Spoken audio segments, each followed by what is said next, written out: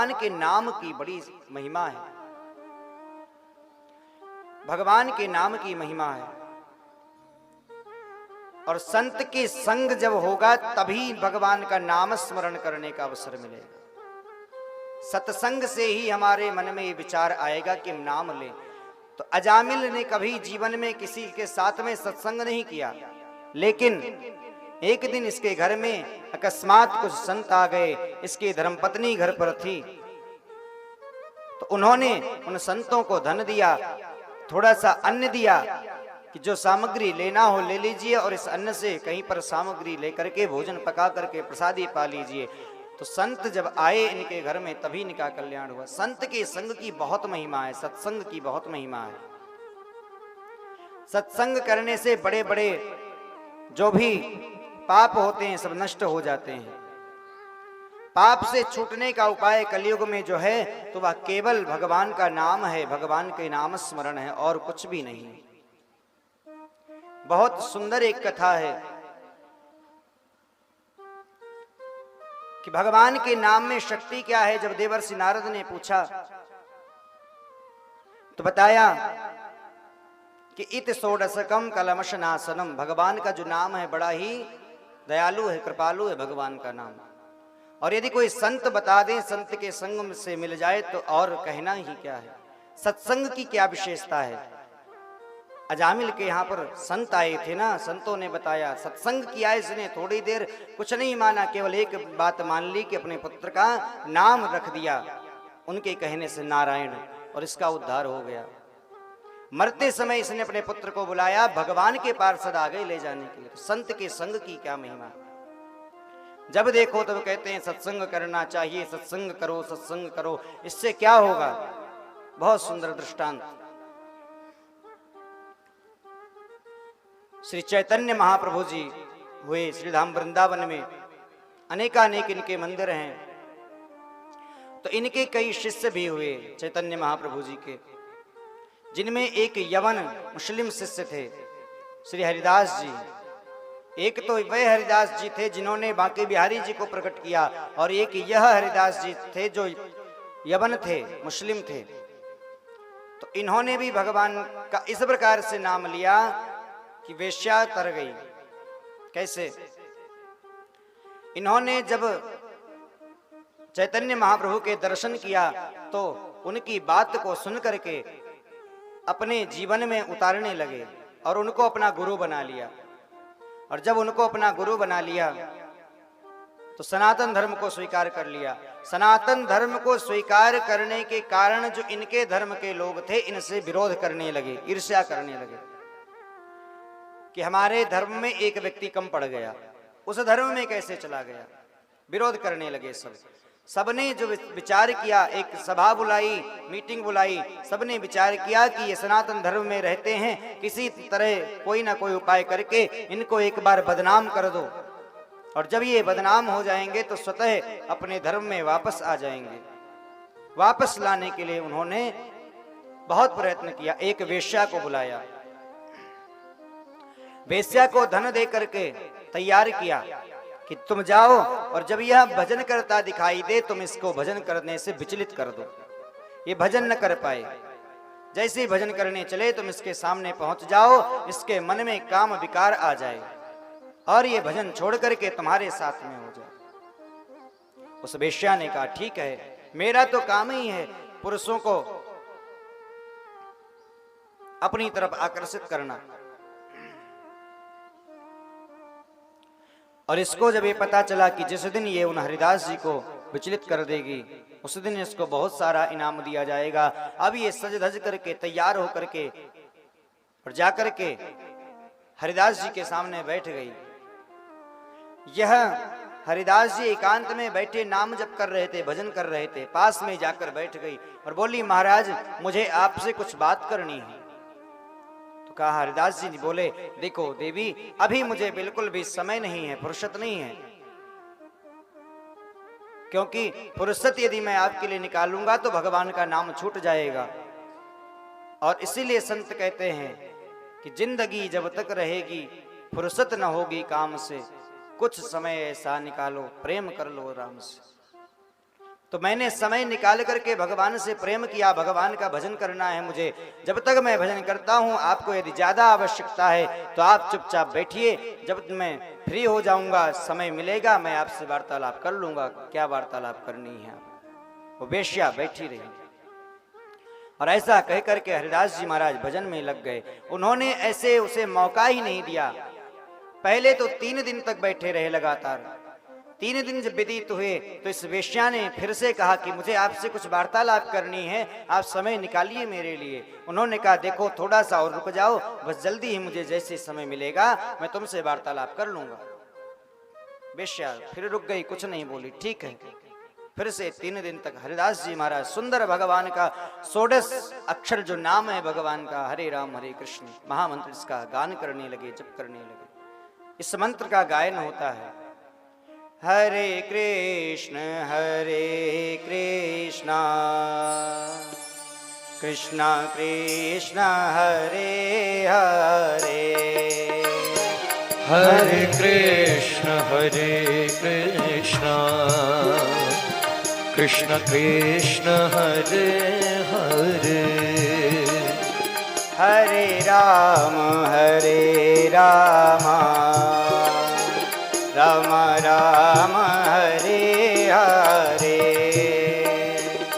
हरे राम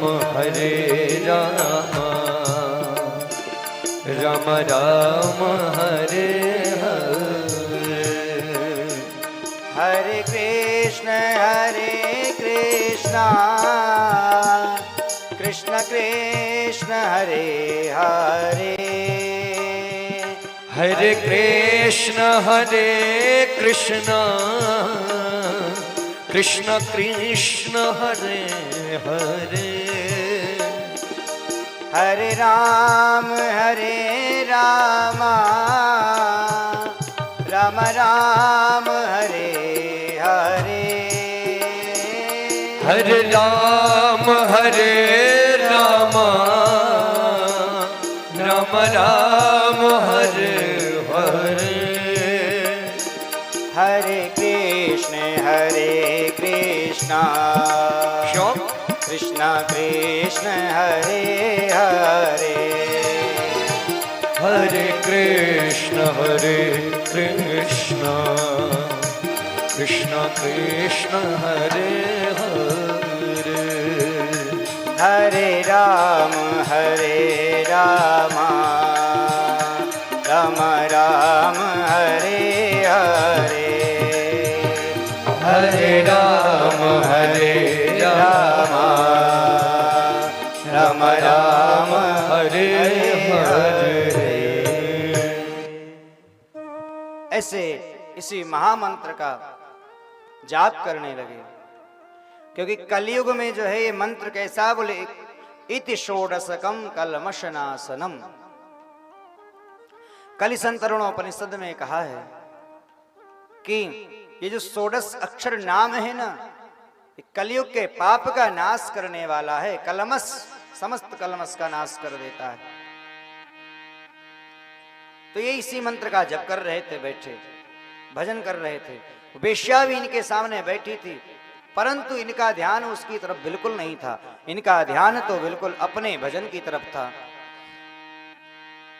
और जब महाराज जी का ध्यान उधर गया ही नहीं, नाव में ही रस ले रहे हैं, वेश्या में कोई रस नहीं लिया, तो उस वेश्या ने विचार किया कि इनका मैं बताओ, ऐसे महापुरुष, ऐसे तपस्वी संत का, ऐसे भजनानंदी पुरुष का मैं व्रत भंग करने के लिए आई हूं, मेरा क्या होगा आखिर में।